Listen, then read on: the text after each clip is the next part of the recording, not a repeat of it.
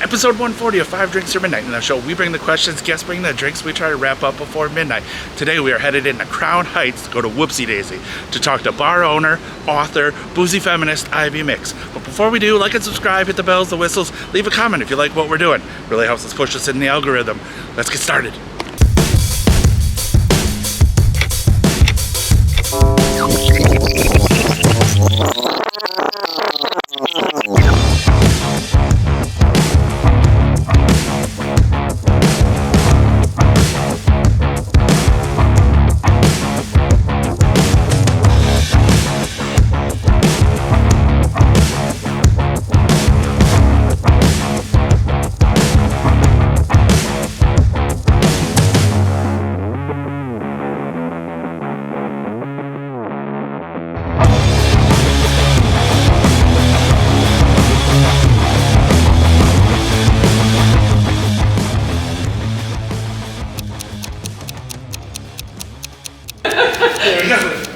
Ivy, thank you so much for having us on Whoopsie Daisy. How are you doing? I'm awesome. Awesome. Thanks for joining the show. We really appreciate it. We're a huge fan, so thank you. Thank you. This is amazing.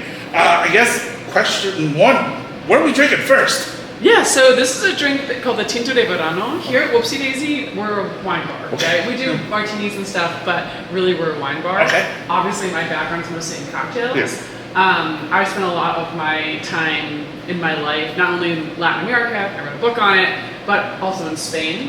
And I think the Spaniards do some of the most delicious, simple drinks of all time, from just vermouth, which I love, to just a simple highball, but with wine rather than booze. Okay. So, like the famous one is a calimocho, just Coke and red wine. Okay, perfect, right? awesome. Delicious. This is like the summer version. It's called a Tinto de Verano, and it's just like a lemonade. They use like yellow Fanta. Okay. I use a limonata, a Sicilian limonata, and red wine. So awesome. We float it. You gotta mix it up a little bit. To fucking get gorgeous too. So that's awesome. I love it. It's to me. Tinto de Verano. It really means like hue of summer or like red of summer. And to me, it's just like a little bit bitter from the limonata, a little bit of wine. It's low ABV, so it's a good way to get started. Awesome. Cheers. Cheers. I think it's just. Oh, fuck yeah, we could sip that all day. Like that is. And all you need is like a limonata and some red wine. It's literally the easiest thing in the world to do. And it's hot as balls in New York, so this is fucking awesome. Yeah, I know. So. Like, you need a truck here with some stuff. Like you need something refreshing. Yeah, absolutely. All right. Well, question one. It's always an origin story. But how'd you get started in the hospitality business? Yeah, so I got started. I grew up in a really small town, central Vermont, like population 700. Nice. I went to college in Vermont. College of 500 people. Small, everything very small. And my freshman year of college, I went to Bennington College. We had a trimester system. Okay.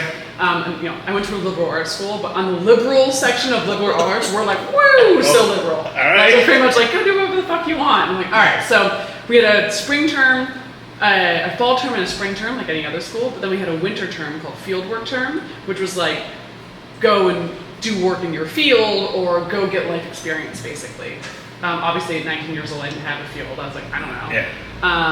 So I just went to the first place that I knew anyone, which was Guatemala. Okay. And I didn't even know anyone. It was my mom's financial advisor's cousin's wife. Anyway, and I was like, okay. So I went there. I went there to teach photography and learn Spanish. Okay. And I first day walked into a bar in Antigua, Guatemala, and I thought it was going to be like, I thought I was going to like the sticks with like I thought it'd be full immersion, and I went to kind of like a bustling expat backpacker mecca, and I was like, there's like everyone's speaking Spanish and English, there's like more Australians here than I would have expected. So anyway, I walked into a bar and started going to that bar every day. And then was a regular at the bar, and at the end of a few months there, they were like, oh, you have a tab. This is a day in tabs, not to age myself. But, and then I was like, oh, I can't really call my mom for a couple $1,000s. Like, beers cost like 50 cents, right. So they're like, we can work. And I started working, and I made the realization that I could be making money in a place I was spending so much money. I was like, all right, this is for me. So I ended up moving back to Guatemala, and I lived there pretty much 6 to 9 months out of the year while I was in college. I ended up majoring in fine art and philosophy, and I remember when I told my philosophy professor I was going to focus in philosophy, he was like, "You're going to be a bartender for the rest of your life." And it turns out he was right. I read it out again. I'm like, right. Yeah, you're right. But I did okay. But you're not just a bartender. Like, I mean. Right. Well, no one is just a bartender. Exactly. And again, I did not mean that as a negative, but no. like everyone else asked, like, what else do you do? Yeah. And I'm like, no, this is really what I do. I'm happy with it. No, because you do meet like a lot of those people that are like, I'm bartender / something like actor or singer, songwriter, artist. And I did it for a long time. I made fine art for a long time. Yep. And then actually when I opened up Leyenda, my other bar, that's when I got rid of my art studio. Okay. So I was like, I don't even have time, and it was like, an extra $500 a month, and like I wasn't really showing. So one of the reasons why I got into cocktails, because before I was just doing beers and shots and whatever, loved the hospitality aspect, loved bartending and just like being social. But the reason why I got into cocktails was that to me it was so creative. Okay. So I kind of like, I was able to make money and make cocktails. Nice. And be creative instead of like, I was working in a fine art gallery for an unpaid internship. It sucked. Yeah. And I was like getting lattes for assholes half the time. And then when I was like, oh, cocktails, like I can bartend and I love this stuff and I can be creative. The rest is history. Then what brought you to New York then? So I have an identical twin sister. And I mean, frankly, meet anyone who had graduated, during the economic collapse, 2008. Great year to graduate. Great year to graduate with a bullshit degree. So, but everyone who went to a liberal arts school, East Coast or not, everyone just kind of moved to New York. Like they're like, oh, we're in our early 20s. What the fuck do we do? Oh, Bushwick sounds cool. Okay. I was like the only person that moved to Crown Heights, where this bar is now. I've lived in this neighborhood for 16 years. Love it. Wow. Yeah, only one apartment, 16 years. I've never moved. Really? That's amazing. I moved almost every year, like my first few years in New York. Yeah, I found a really good apartment. None of my friends were here, and I was like, and I love it. And now I have 2 businesses, like 2 blocks from my house. So. That's fucking awesome. But yeah, my sister, so really my twin sister lived here, and I was like, we hadn't lived together for 4 years, we're both in college, and I was like, well, I'll move back. And so all of my other art friends were here, and all of us got, dirty, illegal art studios in Bushwick, and we were like, okay. That was the beginning. Okay. And like it was a weird time because the economy had collapsed, so it was like, it was a weird time to try to like get into the world. And I think that's one of the reasons why the cocktail industry in particular boomed at that time, because so many people that would have gone into other industries didn't. Okay. Like there was no industry, and like the joke was, hey, it was recession-proof booze. Booze. Yeah. Exactly. That's one thing that always keeps, no matter what's happening, booze is always on the incline. So having a shitty day, booze. Having a great day, booze. Like it's just never fails us. Never fails. Yeah. And then we read that your favorite form of bartending was beer and shots in Guatemala. Yeah, I loved it. I mean, I still do. Which is weird because now you have a wine bar and a cocktail bar. Yeah, so exactly. how did both Whoopsie Daisy and Leyenda come about? Now, say my name. Leyenda came about because You're goddamn right. I was working my way up the cocktail biz here in New York. I got a job working for Julie Reiner. Yep. Worked at Clover Club for a number of years. I was trying to open up my own bar. I was like, I'm gonna open up a highball bar. I was having not very much luck doing it. No one wanted to give me money. Look at my accolades, and people were like, I don't give a shit about your accolades. Like, this is money. Yeah. We give a shit about your accolades. Oh well, thank you, but we'll run them down. Yeah, cute. No. But yeah, I was having a hard time doing it, and then this landlord that owned the building that Clover Club is in, owned the building across the street, was like, hey, Julie, I keep on flipping tenants, do you want to open something up there? Like, I'm losing a lot of money. So she asked me if I want to open up a bar with her. Then she was like, oh, maybe we want to do a tequila and mezcal bar, and I was like, oh my god, like, I don't want to open a tequila and mezcal bar. I feel like everyone has a tequila and mezcal bar, and it's just all like, Cinco Mayo, chimichanga, burrito, guacamole, sombrero. Like, it was not like real at all. So I was like, how do we use those tequila, mezcal as the gateway drug and like everything else that's out there? So she was like, okay. So we just call it Leyenda, and we celebrate Latin American spirits, cocktails, flavors, food. We opened in 2015, which is insane. And from there, cocktails are my whole life. I've been cocktails forever.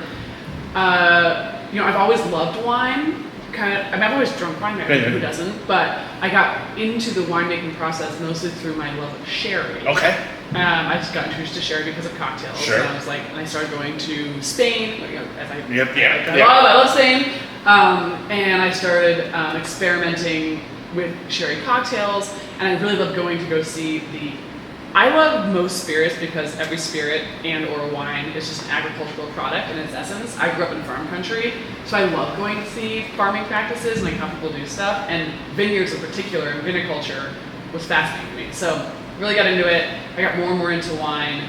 I really got into wine because everybody and their brother makes a cocktail now. Sure. And it's like, God, we're like circling back to where we were like 12, 15 years ago, where you couldn't, people were like, oh, I don't trust that drink because they've had a whole bunch of shitty drinks. Yeah. Then there's a whole wave of like, oh, I can only get cocktails at places that make good drinks. I'm going to trust you. And now we're circling back again because everyone made drinks and they're back to being bad drinks again. So I don't like drinking cocktails. I don't like cocktails. Okay. I almost never like a cocktail. Okay. I'm almost always disappointed. I'm such a bitch, but like truly. No, that's all. Like, I'm like a neat pour or like. I know. I'm okay. like, yeah, give me some wine. Give me something simple. I don't care that you have like a centrifuge or you milk punch that shit. Like, Okay. I really don't care. Right. That doesn't make it good. It makes it cool. Yeah. It doesn't make it good. Yeah. So Just because you can doesn't mean you should. precisely. So my love to wine, like to me, is like all these flavors, all these interesting things, but all that magic happens in this tiny fermentation process, you know? So like, I got really into it, and when I was like, I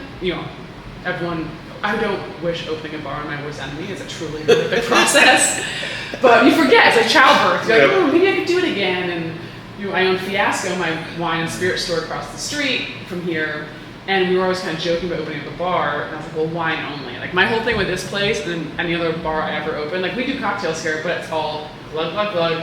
There's none of this, it's just this. And to me, that's the magic. Awesome. I love that you used the Midwest term of measurement right there, which was the glug, glug, Yeah. glug. So Yeah. That is amazing. Yeah. How many glugs? Yeah. Three glugs. Three It's glugs good. is good. It's Yeah. good. And then, again, accomplished author as well. Like, how, did you ever think that you'd be? I mean, I went to art school because I'm pretty dumb and I can't do math, I can't spell, and I can color real good. So like, I mean, as someone who also went to art school, like a liberal arts college, like the books, like I mean. Yeah, I mean, Spirits of Latin America. So I'm like a. I remember what I always say. I'm like a closeted intellectual. Like, I love nerding out. I'm a huge nerd. It's one of the reasons why I got into cocktails and booze to begin with. It's just like a plethora of stuff you can learn. Yeah. I was like, oh wow. So with the Spirits of Latin America book, I was approached by a publishing house, like, what do you want to write about? And they're like, you should write about feminism and booze. And I was like, I don't really want to do that yet. Can you write about something else? And I was like, how about Latin American spirits? Because there was no book. And as someone who talked about it a lot, there was no book. I've always been kind of like a wanderlust travel freak. All right. And I was like, well, I could use this to go like travel and see beautiful things and write this book that I think really needs to be written. And I mean, while I love the cocktails in this book, this is not, I don't consider this to be a recipe book. I consider that to be a history book. Okay. I had a really wonderful time doing a deep dive into the anthropological history of Latin American spirits and like why they even exist in the first place. And I think that information is so important, and no one really digs into it that much, So anyway, that's how that one started. I wrote it with my best friend James Carpenter. He's actually a writer. He's also a fellow nerd. So awesome. We would write, and I'd spend like hours and hours in the New York Public Library. Like, it honestly reminded me of writing my philosophy thesis. Okay. I always loved like hunkering down, like I have like classical playlists. I have like essential oils that I put on that are good for focusing, and I just like dive in. All right. And once I do like 4 hours, I just feel like so accomplished. All right. So anyway, I really like it. Fuck. That's awesome. Yeah. And then years later, I wrote my feminist book. Yeah. So Lynette Marrero, my business partner in Speed Rack. And there are two really important things you need to know about Speed Rack. Number one is yay ladies. Number two is fuck cancer. 3, 2, 1, go! we were approached like, hey, why don't you guys write a book? and we were like, yeah, we should write a book focusing and highlighting, like, the whole purpose of speed rack has always been women and femme-identifying folk within the booze industry. So we're highlighting people from all over the world. Yep. It's excellent, and we do the whole book off of a thing we do in speed rack called a dealer's choice, where we essentially give like a prompt and then someone to make a drink off of it. And the prompt can be as simple as make me a Negroni variation, or something as like, hey, make me Christmas in Tijuana. All right. What does that taste like? Yep. You know, and like going through that creative process with the bartenders that we. This has kind of been my like Bible now. Like I carry this around pretty much everywhere I go, just in case if I run in from someone from the book, so someone can be signing my book. So well, like, it's super cool because a lot of these women, and they haven't been in any books, you know. So it's like, it was a real joy to do. You know, we did it, me and Lynette, with Megan Krigbaum, who's excellent, also a Bennington alum. And then Megan Rainwater did all the photography. Nice. And she's like so super talented, and unfortunately her name got left. They did an editing problem, and her name got left off the opening jacket. So as much as possible, try to shout out Megan Rainwater because she's a beautiful photographer and deserves all the recognition. Well, tag her now and everything. Yeah, great. Well, there we go. I mean, I think that's a damn good origin question, and we're doing good on time. All right, so cheers. Ching ching.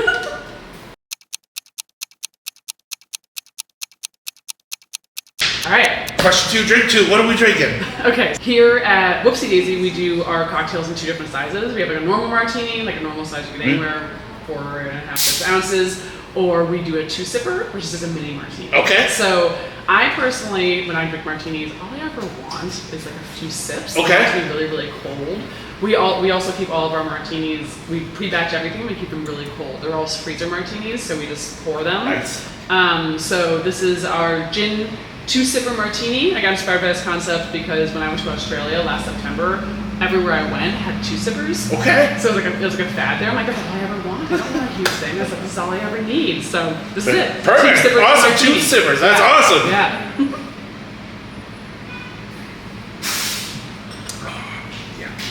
Simple. Again, perfect for fucking hot day. Yeah. Exactly. All right. So question 2. We talked a little bit in the origin story. You're a co-founder of Speed Rack, which is just celebrating 12 years, which is fucking awesome. Yeah, 13 if you 13 technically. Okay. Because we take away, we didn't do 1 year for COVID. So. Okay. Well, Yeah. and you guys are close to raising almost $2 million for charity, which is just, again, fucking awesome. So fuck cancer. Yeah.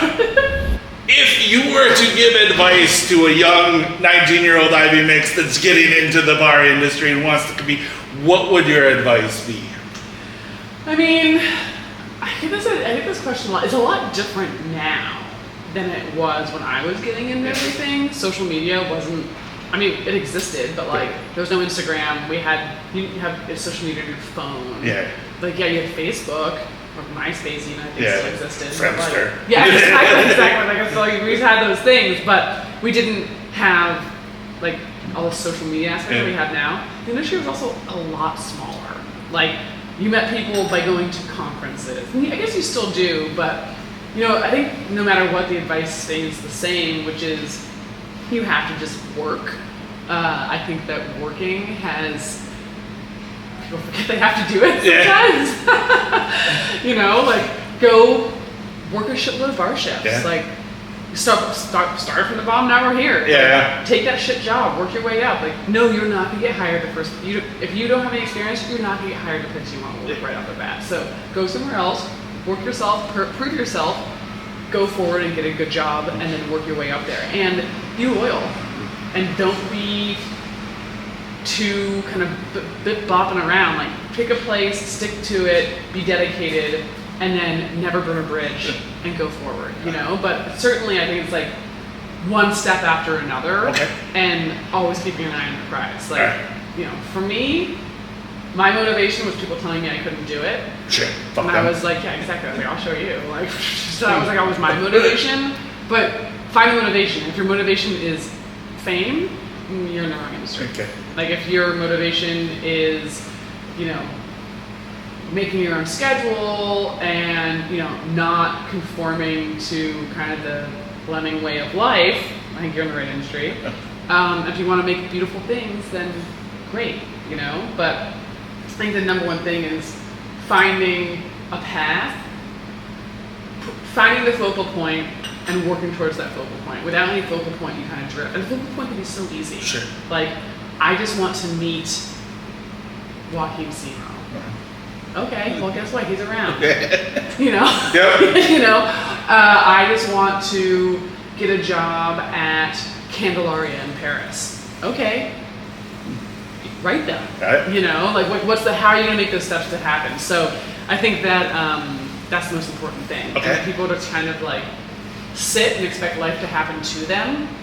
And life is for taking. Yeah. And if you don't take it, nothing's gonna happen. Yeah, exactly. Yeah. You're never, you can't be me and be like making drinks at your home and being like, I'm gonna be a 50 best bar or something. Yeah, like you have to go out and if do anyone knows how to solve that riddle, you let me know. I don't. I like to call it 50 best bar laughs, but. Oh, what do you think is the best advice you've ever gotten that you wish you would have gotten sooner? That's a good question. Probably good advice like I wish I'd gotten earlier. I mean, this is not necessarily career advice. I think it's just like, it's something that I realized later, that almost no one gives a shit about you. Okay. Like, no one is sitting around wondering what I was doing, you know? I was always like very afraid of making wrong steps, doing wrong turns, or like if I made a mistake, I would like really, it would like consume me alive. And like people would be like, no one knows, and no one cares, you know? It would like put me in the hole for weeks, months, you know? And like in reality, no one even cared or knew. So I guess that would be, don't sweat the small stuff. Okay. Good? Yeah, don't sweat the small stuff, and no one's, who's gonna know? No one's really paying attention. Yeah. That's the big thing. Like, I mean, and they are, but they are. Like, don't be a jerk. Yeah. Because it'll catch up with you later. Yeah. But at the same point, like, if you're only beating yourself up about the small stuff, you can't move forward to the other stuff. So you have to kind of just keep going. Yeah. Like, life isn't gonna stop just because you, I don't know. We all make mistakes. We work in alcohol. Yeah. Like, you're gonna fuck up. It's almost impossible not to. Yeah. You know? It's dangerous. Yeah. Take ownership of it, but don't sweat the small stuff. Yeah. Awesome. Well, there we go. There you go. Question 2. Yeah.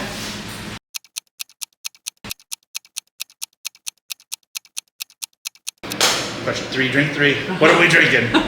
So this is just a vermouth. We do some vermouth service here. This is the vermouth that we have on draft. Okay. So we do a Spanish style red vermouth. We don't do any citrus at all here whatsoever. Okay. Like we don't do oranges for orange twists. We don't do lemons for lemon twists. We just do oils and aromatics. So some orange aromatics and olives, a little bit of red vermouth from Spain, and a bit of club soda. So yeah, super refreshing. Cheers. Very delicious. Again, a little bit of a kind of alternating low ABV, high ABV. Yeah. Yeah. What's the vermouth? Acha. Okay. Acha Rojo. All right. Yeah, it's really, I mean, obviously vermouths from all over have different identities.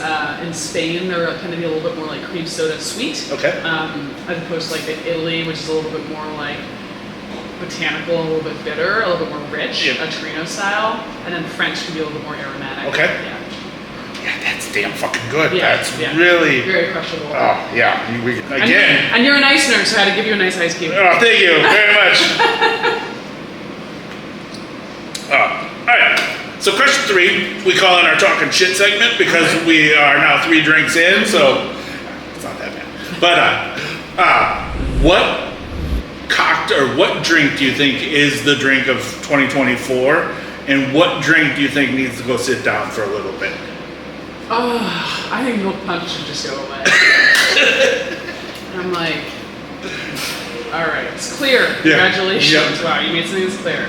So milk punches. Gotta go. Okay. Gotta go. Or at least like, yeah, I feel like everybody and their cousin, like Delta's gonna start serving a fucking milk punch Yeah. pretty soon. Like, it's just like everywhere. Again, just because it's clear, milk punch doesn't make it good. Yep. So many bad milk punch said there was a milk punch. Yeah. I'm like, it still sucks. Yeah. So milk punch gotta go. What do I think is the drink of 2014? I mean, are we talking, like, in the industry? Like, what do I think the industry thinks it is? Sure, I mean, we'll do that, but I mean, I'm just curious, like, what is your favorite drink? Like, what I mean... Honestly, the Tinto de Verona. Okay. I mean, that's my drink in my summer. Okay. And to be frank, I drink them all year round, but easy drinks are good. Yeah. But I think that also, like, the drink that I've been trying to say, I mean, everyone's like, what are the trends for this year? Every year in November, what's next year trends gonna be? And every year I'm like, Pisco! I'm like, maybe if I say it, it'll be true. I hope it's Pisco. I love Pisco. Okay. The Chocano, I think, is having a bit of a moment. Just, ginger beer, a little bit of lime, some mule with Pisco. It's actually this on the cover of my book, that's Chocano. I hope it has more of a moment. Okay. So, yeah. I would say either Chocano or Tinto de Verona. All right. I would say. Yeah. And then do you have, like, a signature drink, if you will? Like, if there was, like, all of a sudden, Ivy Mix comes walking into my bar, like, I know what to serve her kind of thing? Is there something that, like...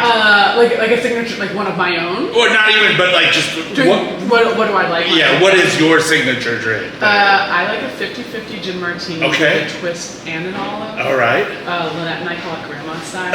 Very nice. I love it. I love a 50-50 gin martini. I'm very judgy on my 50-50 gin martini because I'm a vermouth snob. All right. We have a whole vermouth section of the menu. So, like, the vermouth and the gin, it makes a completely different drink. So, I'd say that. That's usually what I want when I sit down. It's surprisingly, do not make me a margarita. Okay. I'm not gonna like it. Right. Yeah. I think that everyone's margaritas almost always suck. Yeah. I cannot believe it's the #1 selling country in the world. The #1 selling cocktail in the world because 95% of the time they're fucking undrinkable, in my opinion. And a pina colada. Better if it's a Miami Vice. If you have access to 2 blenders, like, all right. I love a creamy drink. I fucking love it. Love it. So much. So yeah, pina colada, 50-50 martini, and really, like, the drink I order the most anywhere is Negroni. Okay. Because it's very hard to mess it up, but it's also very hard to knock it out of the park. Sure. So, yeah.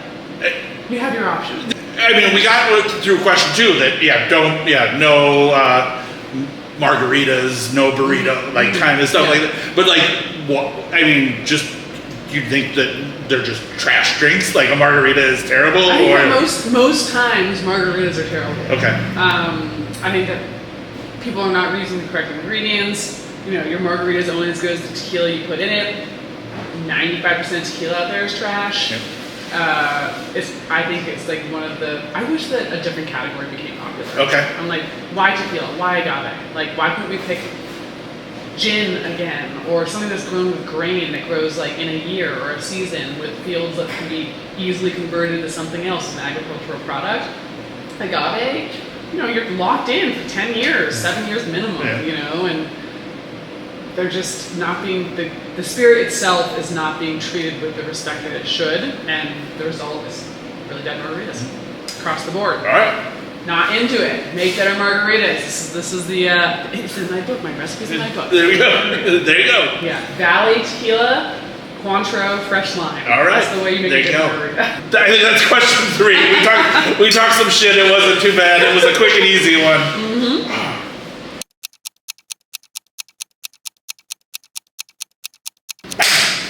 Question 4, drink 4. What are we drinking? So we do, as I said here, we do cocktails, but they're simple. Okay. So we do a whole highball program. Very nice. I've always been super into soda. My dream is to make like an artisanal soda company. Okay. To me, it's like a cocktail. This is a cocktail, so it's right there. You can just add it to anything, and it can be tasty. So this is technically a Paloma. It's tequila and Ting, the Jamaican grapefruit soda, with a little bit of, we do a citric acid in a dasher, diluted, and that's what the lime juice that you usually put in a Paloma. So awesome. It's got Ting, a little bit of tequila, and some citric acid to balance it out. Yeah. Cheers. Cheers. It's good. Oh, fuck yeah. It's so good. Ting, You heard it here first. Makes the best cologne. There. So good. Bam. Wow. Fuck yeah, we're going back in. Yeah.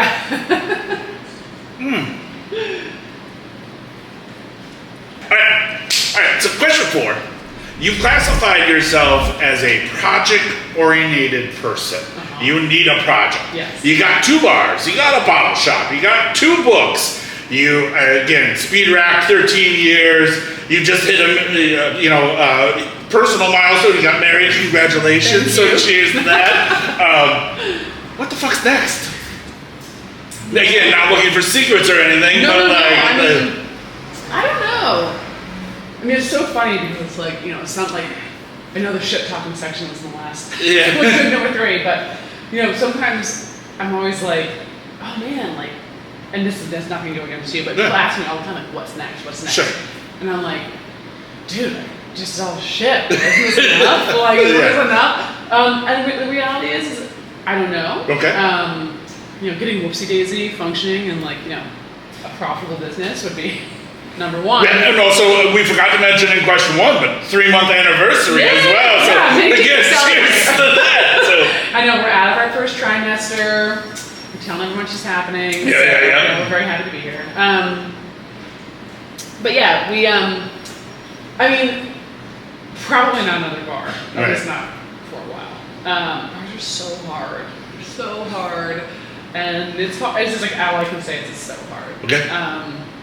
But certainly something, I have like a dream of doing something up in Vermont, where I'm from, where I live part-time. Like I like the idea of opening up maybe a Fiasco up there, a bottle shop, and kind of.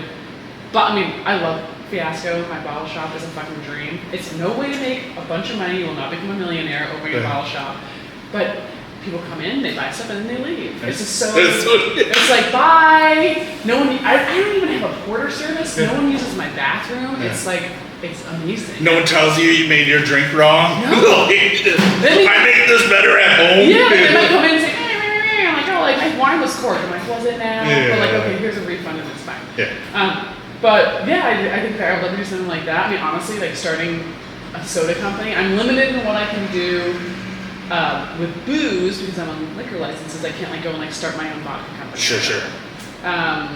But yeah, I'm interested in kind of doing. Like I am a project-oriented person. I'm my happiest when I'm making something happen.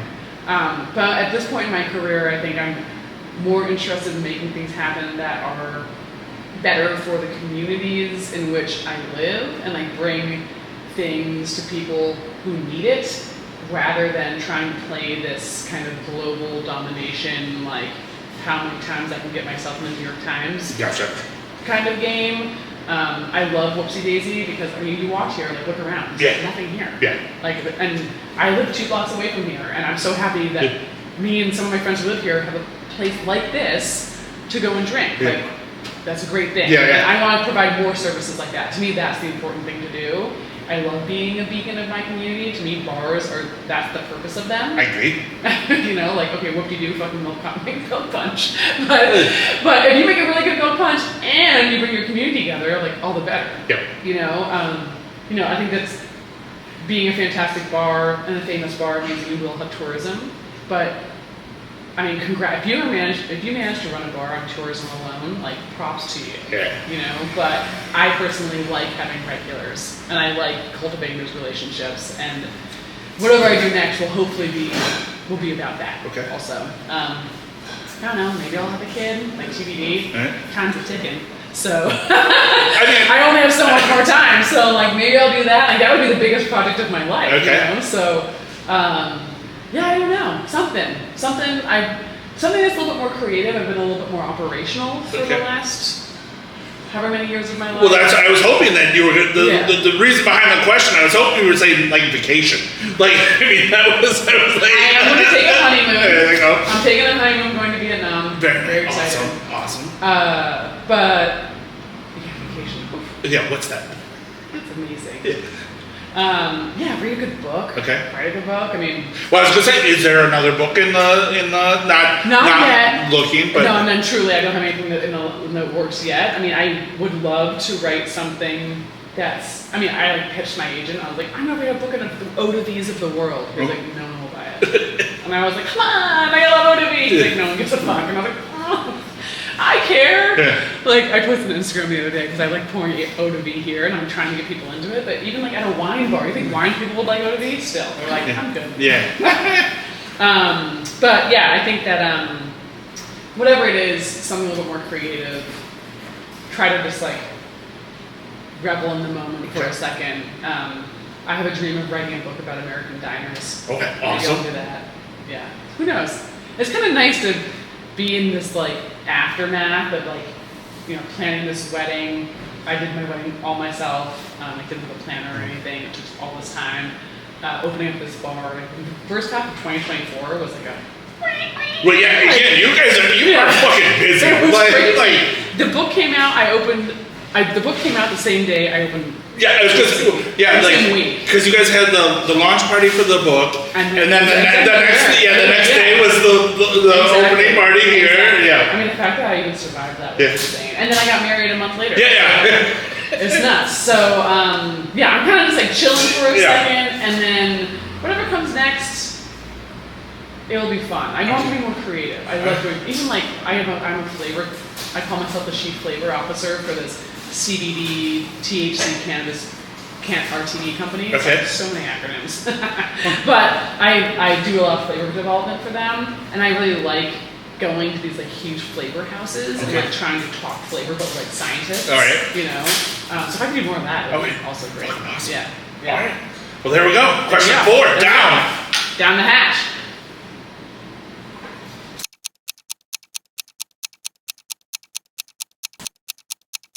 Question 5, drink 5, last drink of the night.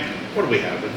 So, in the spirit of our last conversation, I decided to pour some eau de vie. Excellent. Because people should drink more eau de vie. Perfect. Frankly, every time. So, this is of course, I can't speak French. I speak Spanish, so I overpronounce everything in French. So, forgive me, world. This is Poire Williams, so it's just a pear eau de vie from France. This was actually a gift when we opened from Daniel Eddy. He runs a bunch of restaurants in the city, and he's butchers. He owns Winner and Runner-Up and a bunch of other stuff. But he came on opening day and got some Poire Williams as a welcome to the neighborhood, like congratulations for opening. So this is super delicious. Here, I pour it quite a bit, mostly just for friends who come in, because I'm like, people should drink more of it. No, so, awesome. Yeah, so it's super delicious. Cheers. Yeah. Hello. We open in about 15 minutes. I'll be back. Sorry about that. Thank you. Oh, that's good. Right? You should drink more of it. It's delicious, and you can see like. Do you know how in mezcal, where they'll shake a bottle and you can count they call them perlas, and you can count the bubbles, and that's you can show a good distillation. Okay. Nope. I never. Yeah. Okay. So like with things that have like a higher sugar content or what have you, like I'm not sure how it would well work on a vodka that's distilled just like to hell, but you can see like, oop, did it just disappear? I still had a bubble just from pouring it like that. It just I got a few, yep. Yeah, so the longer they stick around, I'm not sure if it's the same in eau de vie, I'm assuming it is, but I think it's a super delicious distillate. It's got a little bit of proof to it, and it's just like such a treat. Damn good. Again, I told you I went to art school, so not that smart. So like counting the numbers, once we get past 10. Yeah. Done. Yeah. I learned math by paying back my student loan, so like that was. Yeah. Oh, that's so good. That's the best. All right, so question 5 comes down to flip the Whiskey Wednesday coin. Okay. You can flip it, you can spin it. The coin will give us the answer. You don't have to answer. One side says fuck yeah, one side says fuck no. So, but again, it's just a silly question on how to end the night. Okay. Again. But, so, question 5. Okay. Do you have twin superpowers? Should I flip it or no? It's up to you. Yeah. Okay. You can flip it, you can spin it, That's fuck yeah. I mean, yeah, I would say that, I don't know, people ask all the time. Yeah. But yes, I would say that my sister and I have a certain amount of, I know what's happening. All right. You know? Yeah. So yes, fuck yeah. Fuck yeah. I have superpowers. Yes, yeah. excellent. Well, there we go. That's 5 drinks down, 5 questions answered. I thank you so much. Oh, thank I you. really appreciate your Yeah. time and everything. Like, that's fucking amazing. Thank you. Thank you so much. Appreciate it. Cheers to you. Cheers. And Thanks for coming in. Thank you. I know Until we it's can drink a together. bit of a haul in Crown Heights. Oh, it's fine. Yeah, very good. Thank you. Cheers.